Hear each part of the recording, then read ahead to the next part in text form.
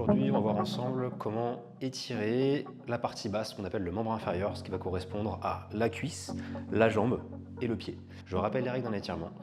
Entre 30 à 40 secondes. Toujours à froid, jamais directement après un effort musculaire. Et il faut que ça régisse à 3 règles. Doux, on monte en douceur, on ne met pas d'à-coups. Contrôlé, on va monter jusqu'au moment où on sent la tension du muscle et on s'arrête, ça ne sert à rien de tirer trop fort, ça ne tirera pas mieux. Et sans douleur. Si un étirement fait mal, dans ces cas-là, c'est soit qu'il est fait trop fort, soit qu'il y a un problème en dessous. Donc dans ces cas-là, on reprend depuis le début l'étirement, on se remet en bonne position, on fait attention à comment est-ce qu'on le fait. Et ensuite, si jamais il y a encore une douleur, on va consulter quelqu'un. On va essayer de faire au plus simple possible. Ces étirements, je les ai sélectionnés pour qu'ils soient facilement réalisables. Ce ne seront pas les seuls que vous verrez, vous pourrez en voir beaucoup d'autres. Ce qui m'a importé, c'est vraiment de pouvoir les rendre réalisables à tout un chacun, rapidement, efficacement. On va commencer par la voûte plantaire. Donc la voûte plantaire, on va venir se mettre accroupi ici. Pour l'étirement, le principe est de venir poser le genou au sol et de venir ici avec les orteils pousser sur l'arrière. On peut venir ici même pousser complètement avec le talon pour arriver à ce que la voûte plantaire soit bien étirée ici. Il faut sentir la tension tout sur l'intérieur du pied en fait. Pour la voûte plantaire, vous pouvez aussi venir masser la voûte plantaire avec une balle de tennis. C'est très simple, ça coûte très peu cher.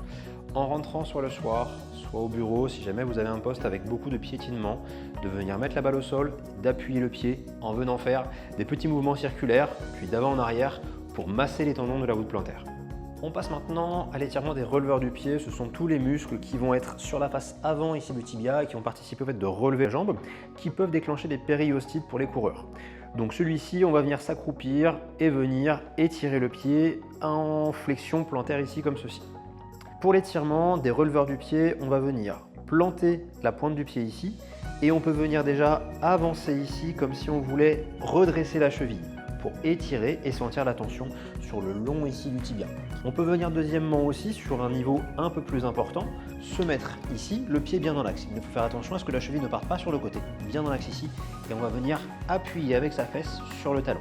Si vraiment ça ne tire pas et qu'on peut venir chercher un peu plus, on se penche en arrière comme ceci. Et là, on va vraiment sentir la tension au niveau de l'avant de la jambe. Le but ici, c'est de bien relâcher le genou et la jambe pour qu'on vienne limite la cheville toucher par terre si vous pouvez. On ne force pas sur une cheville qui fait mal. Le but, c'est vraiment de sentir la tension musculaire encore une fois. On passe ensuite au mollet. Le mollet qui est composé de 3 muscles, les gastrocnémiens qui font le galbe du mollet et le solaire en profondeur. Pour étirer, on a plusieurs façons. Je vais vous les montrer de 3 façons différentes. Soit on peut venir simplement ici, lever la pointe du pied, la jambe bien droite, donc le genou en extension complète, et attraper ici la pointe du pied pour sentir la tension dans le mollet. D'accord ? Deuxièmement, on peut venir ici, le but étant de rapprocher le plus possible le talon près du mur et d'avancer son bassin, pas la tête. Le but, c'est vraiment ici d'avancer le bassin pour sentir la tension au niveau du mollet.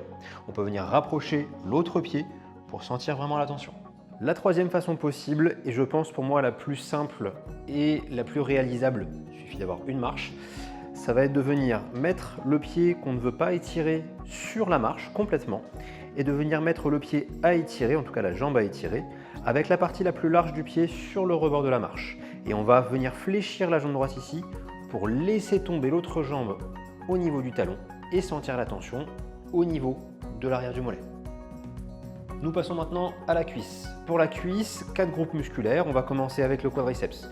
Étirement très simple qu'on voit très souvent mais qui peut être mal fait. Il faut vraiment faire attention aux petits détails qui font l'efficacité de la technique. On va venir tout d'abord attraper ici le pied. Ensuite, on va venir coller le pied à la fesse. Le but étant vraiment de venir étirer ici en venant rester droit. Dans le sens où si on va étirer comme ceci, ça ne marchera pas. La fibre musculaire ne sera pas tendue. On vient dans l'axe, tirer la jambe ici vers l'arrière et on redresse le buste pour arriver à tirer toute la fibre musculaire. Pour les personnes qui souffrent au niveau du genou et qui ne peuvent pas fléchir complètement leurs jambes, il existe aussi cet étirement-là.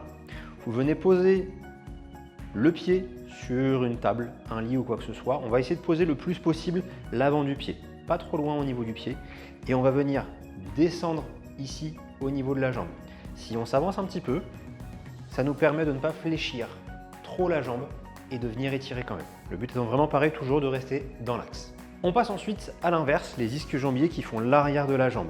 Celui-ci est relativement simple. On va venir ici poser la jambe en hauteur si possible. On peut très bien le faire au sol, on le verra aussi après. Et ensuite, on va venir attraper la pointe du pied avec la main opposée pour éviter que le bassin ne tourne. Car si je viens avec cette main-ci, le bassin se tourne, on change l'axe du muscle. Ici, je viens avec ma main opposée attraper la pointe de mon pied. Et pareil, pour venir étirer correctement, on va venir redresser le dos pour venir éloigner les points d'insertion et sentir la tension au niveau de l'arrière de la jambe. Au sol, ça donne la même chose, comme ceci, et on vient attraper la pointe du pied et on relève la tête pour redresser ici le dos. La jambe reste toujours bien en extension. Si au début, vous n'arrivez pas à attraper le pied, ce n'est pas grave. On peut venir en direction de la pointe du pied sans forcément l'attraper. Ce sera déjà suffisant. Le but est toujours de sentir la tension et de ne pas se faire mal. Les adducteurs, muscles à l'intérieur des cuisses.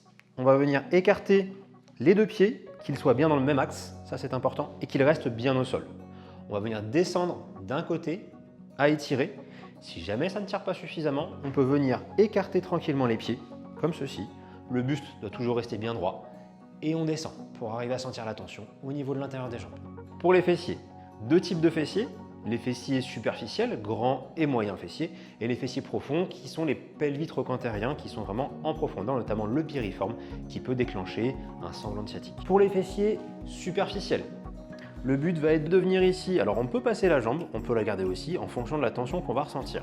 Le but c'est vraiment de venir ici, hop, et de venir tracter la jambe. Le bassin doit rester collé sur la table. On ne va pas ici tourner les lombaires.